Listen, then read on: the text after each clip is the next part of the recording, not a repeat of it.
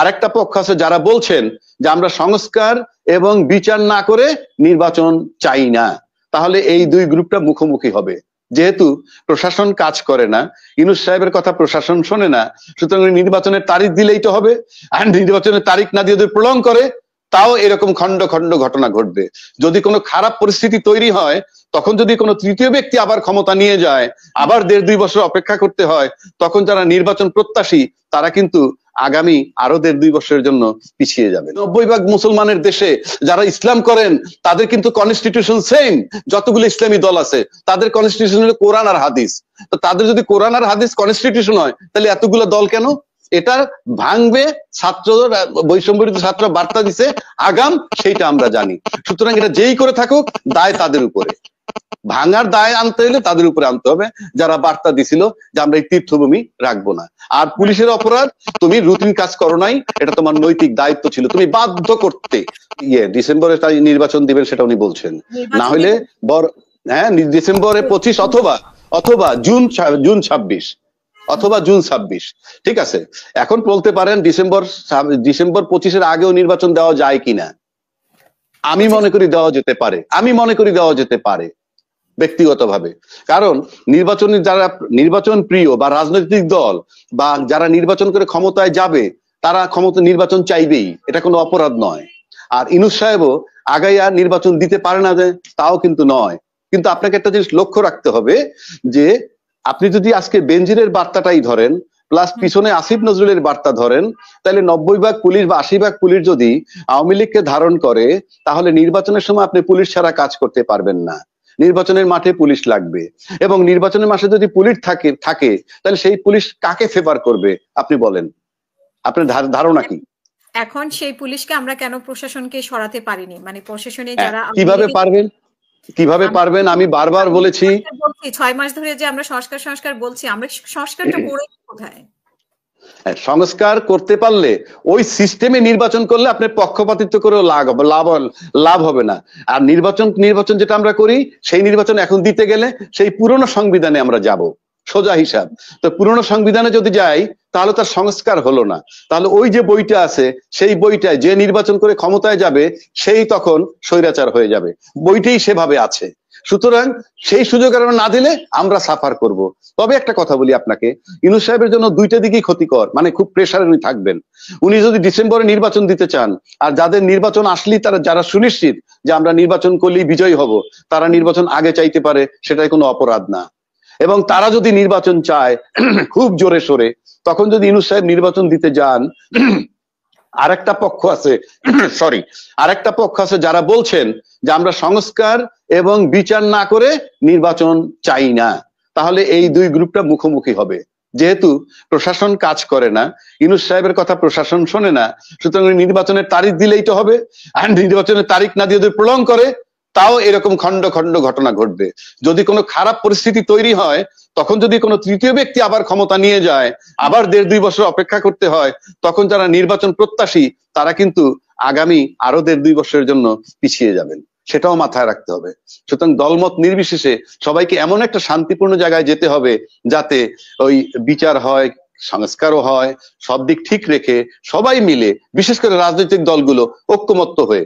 এতে আমি ইউনূসকে বাদই দিলাম, এই বৈষম্য বিরোধী ছাত্র বলি বা ছাত্ররা দল করতে তাদেরকে বলি, বিএনপি বলি বা অন্যান্য, আমার মনে হয় তারাও বসে একটা সমঝোতা করতে পারে, যদি মনে করে দেশে গণতান্ত্রিক প্রক্রিয়া ফেরত আনবে।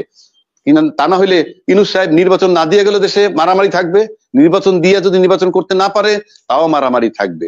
সুতরাং তৃতীয় পক্ষ তখন আসা সুনিশ্চিত হবে।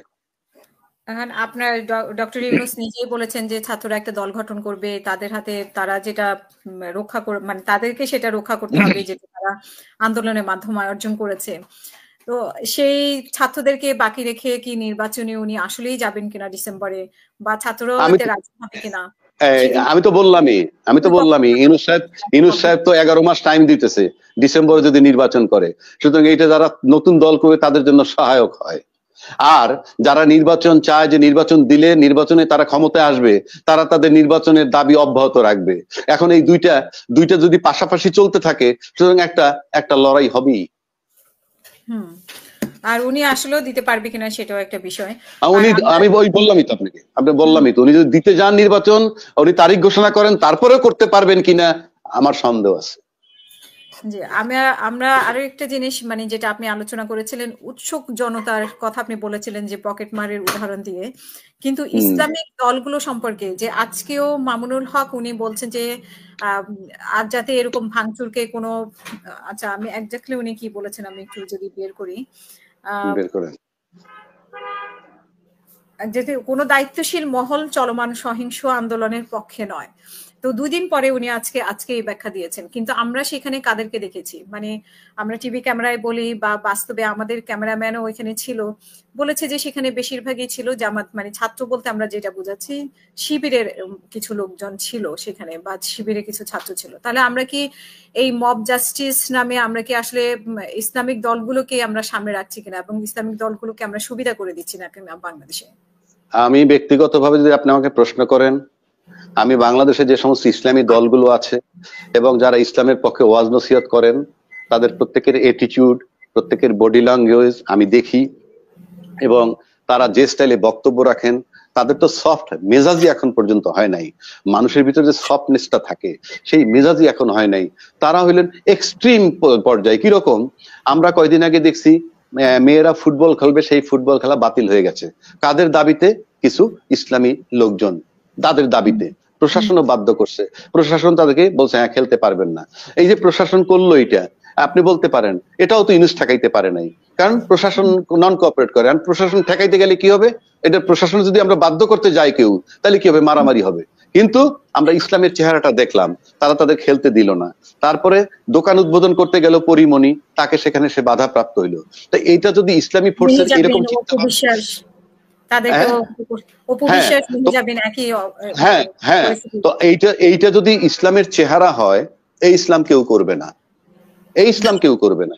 আমি ব্যক্তিগতভাবে ইসলামিক জনগণই ছিল সেখানে, মানে ইসলামের লোকজন বলতে আমরা শিবির বলি, তারাই তো ছিল 32 নম্বরের সামনে। তো তাদেরকে কি আমরা সুযোগ করে দিচ্ছি কিনা? আরেকটা জিনিস আপনার মনে আছে যে আপনার নিচু মনে আছে শিবিরের একটা মাসিক পত্রিকা যেটা থেকে ঢাকা বিশ্ববিদ্যালয় থেকে বের হয়, সেখানে যে 2 দিন আগে বললো যে মুসলমানরা না বুঝেই মুক্তিযুদ্ধ করেছে। তো সেটা আবার যদিও পরে ক্ষমা চেয়েছে, আমি মানে ক্ষমা চাইবে কি চাইবে না এরকম একটা দ্বিধাদ্বন্দ্বের মধ্যে পরে মনে ক্ষমা চেয়েছে। আচ্ছা শুনেন, আপনি এখন মুসলমানের কথায় আসি।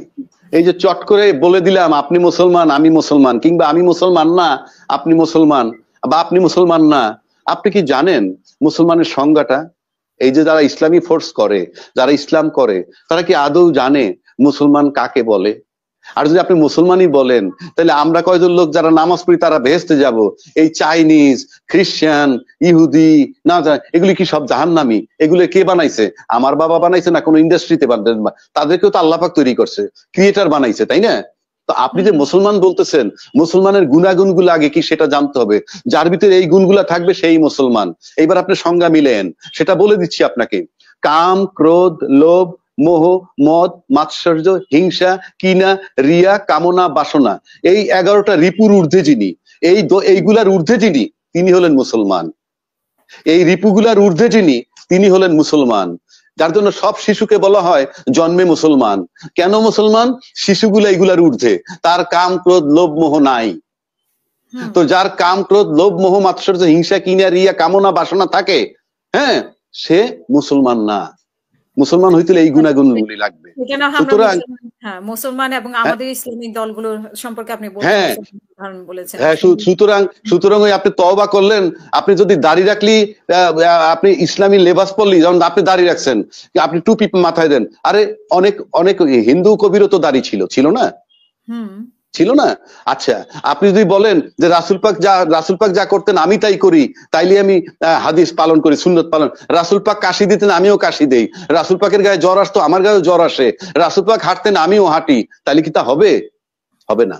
কাজে আপনাকে বুঝতে হবে, আপনাকে আপনার ব্যবহার দিয়া মানুষ মুগ্ধ হবে, আকৃষ্ট হয়ে দলে দলে দলে দলে আপনার কাছে যাবে। 90% মুসলমানের দেশে যারা ইসলাম করেন, তাদের কিন্তু কনস্টিটিউশন সেম। যতগুলো ইসলামী দল আছে তাদের কনস্টিটিউশন হলো কোরআন আর হাদিস। তো তাদের যদি কোরআন আর হাদিস কনস্টিটিউশন হয়, তাহলে এতগুলো দল কেন? একটা দলই তো আপনি থাকতে পারতেন। তার মানে কোরআন হাদিসকে তারা প্রপারলি বুঝেন? তাতে তো আমার ডাউট আছে। তা আপনি যদি কোরআন হাদিস প্রপারলি বুঝতেন তাহলে তো কারোর সাথে বিবাদ হইতো না। রবি ঠাকুর আর নজরুল ইসলাম, কবি নজরুল একসাথে বসান, বিবাদ হবে না, কারণ দুইজনের লেভেল কাছাকাছি। কিন্তু আমার সাথে কবি গুরুরে বসাই দেন, দেখবেন অনেক বিতর্ক হবে। আমি কতক্ষণ পরে বলবো রবি ঠাকুর কিছু বুঝেন না, কিংবা নজরুল ইসলাম কিছু বুঝেন না। বিষয়গুলো এইখানে। তাহলে বিষয়গুলোকে আপনি কিভাবে দেখছেন? এই যে আন্দোলনের পেছনেও শিবির ছিল, ছাত্রলীগের মধ্যে তারা ঢুকেছিল, আন্দোলন তারা করেছে, তাদের ৯ দফা দাবি তারা লিখেছে, এগুলো তো প্রকাশ পেয়েছে। তারা ইসলামের বলা হয়েছে যে ইসলাম মানে যারা মুক্তিযোদ্ধা বিরোধী ছিল তারাই এই কাজ করেছে, এটা বলা হচ্ছে। কিন্তু আমরা বাস্তবেও দেখেছি যে সেখানে ইসলামিক লোকজন ছিল, শিবিরের লোকজন ছিল বা জামাতের লোকজন ছিল, অন্য দলও ছিল, ছাত্রও ছিল, জনতাও ছিল। কোথায় ওই যে ভাঙচুরের কাছে বলতেছেন আপনি? ভাঙচুরের কথা। ভাঙচুরের কাছে না পার্টিকুলার ওরা ওখানে ভাঙচুরের কাছে পার্টিকুলার শিবির ছিল কিনা, পার্টিকুলার জামাত ছিল কিনা সেই ডাটা আমার কাছে নাই। কিন্তু আমরা যা ভিডিও দেখছি তাতে প্রচুর লোকের সমাগম দেখছি। এখন এটা তো আইডেন্টিফাই করা ডিফিকাল্ট কারা কারা ছিল, বাট এটা ভাঙবে, ছাত্র বৈষম্যবিরোধী ছাত্র বার্তা দিছে আগাম, সেইটা আমরা জানি। সুতরাং এটা যেই করে থাকুক দায় তাদের উপরে, ভাঙার দায় আনতে হলে তাদের উপরে আনতে হবে যারা বার্তা দিছিল যে আমরা এই তীর্থভূমি রাখবো না। আর পুলিশের অপরাধ, তুমি রুটিন কাজ করো নাই, এটা তোমার নৈতিক দায়িত্ব ছিল, তুমি বাধ্য করতে, রাষ্ট্রে প্রজাতন্ত্রে যেই থাকুক তুমি কাজগুলা করতে বাধ্য। এটা নিয়ে তো আমাদের স্বরাষ্ট্র উপদেষ্টার তো আমরা কোনো বক্তব্য দেখলাম না। না স্বরাষ্ট্র উপদেষ্টার বক্তব্য দিয়ে কি হবে জানে তো, লাভ হবে না।